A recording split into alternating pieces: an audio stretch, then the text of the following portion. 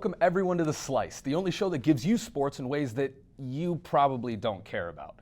My name is Akhil Ganesh, and today we're discussing mixed martial arts, or MMA, the only sport preventing me from stooping to the level of paying random people on the street to fight each other for my amusement. MMA has steadily gained popularity in the United States since 1993 and the inception of the Ultimate Fighting Championship, or UFC.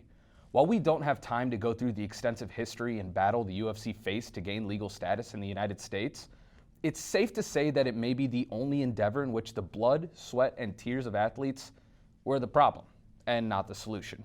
And it's to be expected. The quote, easiest way to win is by either knocking out your opponent or causing them so much pain that they submit. I mean, just look at these highlights. There is a definite experience factor for Uno. Burning up Mick Maynard's phone to try to get a matchup with Ngannou. Oh! Down goes the... That's all! He's down! And it is all over! Yes!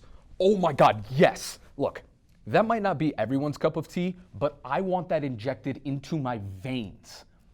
So despite opposition from lawmakers like the late Senator John McCain and notorious cousin humper Rudy Giuliani, the UFC found its way into the mainstream thanks to the emergence of stars like Forrest Griffin, Brock Lesnar, and most recently, certifiable madman Conor McGregor.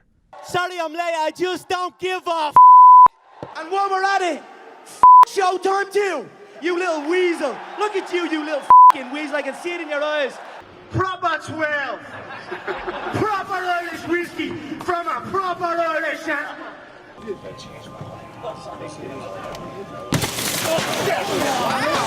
What the f***? That man is most definitely Irish. The UFC sold for $4 billion in 2017 to WME IMG and signed a $1.5 billion television deal with ESPN. In order to understand this rise, you have to meet Dana White, president of the UFC.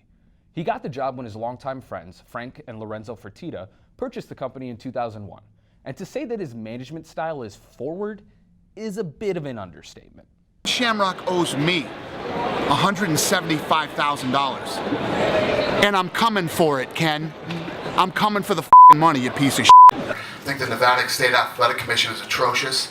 I think the governor needs to step in immediately before these guys destroy this sport like they did boxing.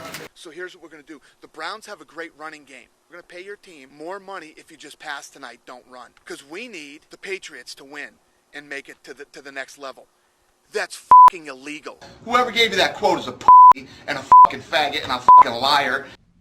That is not normal sports president or commissioner behavior. Ignoring the usage of homophobic slurs, I'm surprised that someone's mother hasn't grabbed White by the ear and stuck a bar of Irish Spring in his mouth. But here's the thing, as crazy as Dana White seems, he's not the sole person in control of the UFC. Just now, in that clip, you heard White lambast athletic commissions. Because MMA is a combat sport, the UFC is subject to regulation by the athletic commissions of every state. But it gets more complicated. The UFC's drug testing is administered by USADA, or the United States Anti-Doping Agency. Between this triumvirate, the relationship can get pretty complicated, so let me explain. According to USADA, independence is foundational to an effective anti-doping program. In other words, USADA operates completely independently from the UFC as far as drug testing. Under the UFC anti-doping policy, that means they have the complete authority to test, investigate, as well as manage results and adjudicate. All those fancy words seem to just indicate that USADA has the ability to function as judge, jury, and executioner, right? Wrong. The athletic commissions also have the ability to act independently, meaning that if they don't agree with USADA's decisions, they can just hand out a different punishment. Meanwhile, the UFC has absolutely no input in any of this, except for the part where they're a billion-dollar entity that generates massive amounts of revenue for both USADA and the state athletic commissions. To see this convolution in action, look no further than UFC 232, headlined by John Bones Jones. If you've heard that name before, it's because he's the greatest fighter of all time, or this. A court date, and you can. Do I have that right to talk? You do have that right to talk, okay, and you so can tell give us me my in right court. Let me talk. Okay? Go ahead, tell me what you're going to tell me. You and I both know. Don't tell me what I know. You're going to testify to what I know? Yeah, I'm going to testify to what you know. Okay. You are an absolute liar. Well, I beat you after a weekend of cocaine. John Bones Jones finds himself in some trouble. Albuquerque police believe he's the person who caused a 3-car accident Sunday morning, then ran from the scene. The pregnant woman who was hit says she couldn't believe it. Luckily for us, Jones has been cleaning up his act and has become a positive member of the MMA community. And hold on one second. What's that? You're saying that a report came out that Jones is facing battery charges stemming from an incident in April with a waitress in an Albuquerque strip club in which he allegedly slapped her, pulled her on his lap, kissed her neck, put her in a chokehold, and lifted her off the ground? And you're saying that he had absolutely no idea about the charge until the TV channel KRQE contacted his team despite being sent a letter in June? And he's had a bench warrant issued after he didn't show up for his bond arraignment? Right, got it. Give me a moment.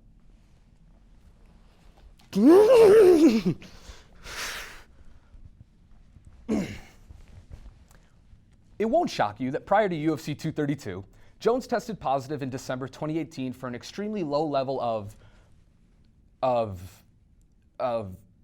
DHCMT, or turinabol, that he had already tested positive for in July of 2017. Turinabol is commonly associated with gaining strength and increasing muscle mass, making it highly, what's the phrase I'm looking for? That's fucking illegal. Thanks, Dana. USADA, in a statement, said that, quote, after examining the scientific literature on this substance and the extensive testing history on Jones and consulting with leading scientific experts, USADA has concluded that the extremely low level of DHCMT in Mr. Jones' December 9th, 2018 sample is consistent with residual amounts from his prior exposure for which he was previously sanctioned.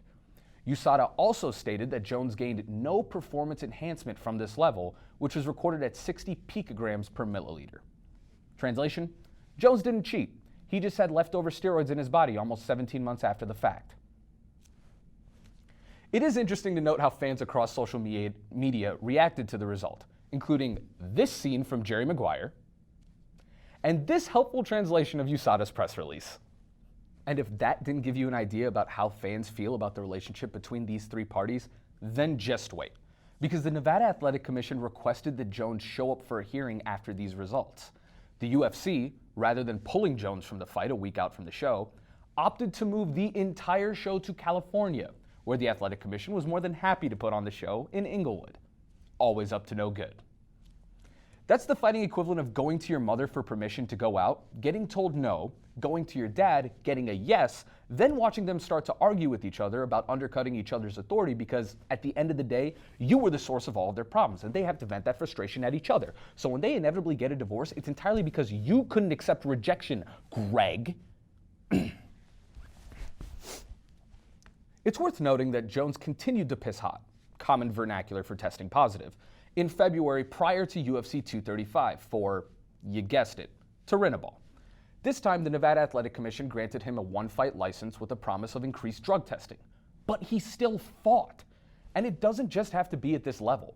USADA has faced criticism for the invasion of privacy required for a lot of their testing. UFC fighters are subject to testing anytime, anywhere, both in and out of competition. They must maintain an accurate whereabouts on file with USADA. USADA is frequently in communication with the UFC about whereabouts failures. But get this. This level of testing has led to other privacy issues, like in the case of Dan Ige.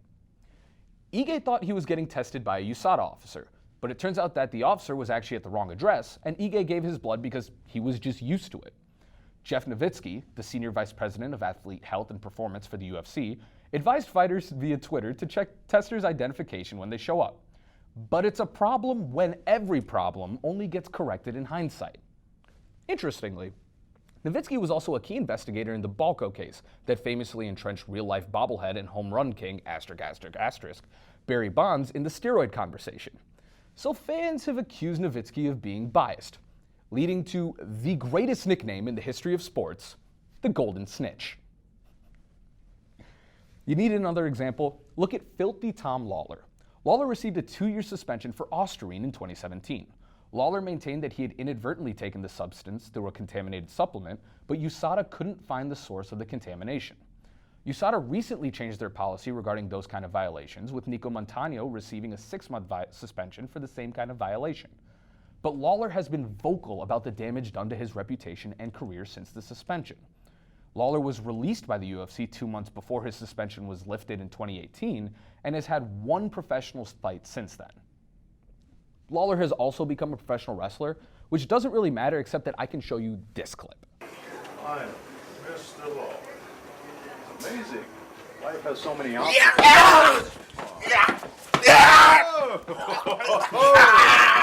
Go to sleep, Tom! Go to sleep! With this territory. But you don't stand a chance. I have so many questions. Is the guy in the tie friends with the guy with the bat? Why is the guy choking Tom on a first-name basis with him? Why is the cameraman just standing there instead of calling the police? Why did no one get arrested for assault? Why is everyone making random noises? Professional wrestling is just the best. But getting back to the point, drug testing is not easy. No one is saying it is, USADA. But in a sport where the object is to punch the face of your opponent until they can no longer move, it's extremely unsettling that there is no uniform standard for regulation. To have completely independent but codependent agencies work together to police cage fighting, people are bound to slip through the cracks. I don't have a solution. I would say that a uniform board of regulation across the country for combat sports would make the most sense. But I don't have the time, constitutional knowledge, or Confederate ideology to get into a conversation about states' rights. So for now, that's just a slice of mixed martial arts. I'm Akhil Ganesh, and I'll see you next time.